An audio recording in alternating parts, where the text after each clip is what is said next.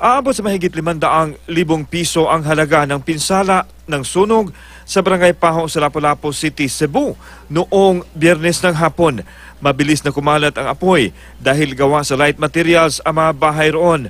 Umabot sa Task Force Alpha ang alarma ng sunog.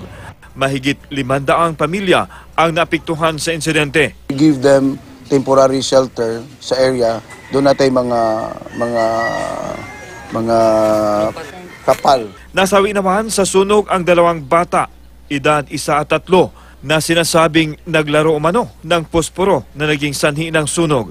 Nasa state of calamity ang barangay. Ang atong calamity fund is about, based on the budget, is 1.1 million. 1.1 million, but at this time, ato nang ginahinay, no? Ang ato ang paggasto. Kung lang habol mo kuan kay ikakadlaw porti kitong tugnawa. Nya amo puntang hangyo ba nga og nay distribution sa kanang kaon ari lang diri kay ang makapahimuos gud ang lahi mga sityo. Makakabalik naman sa kanilang mga pwesto ang mga biktima. Pero aayusin muna nila ang lugar.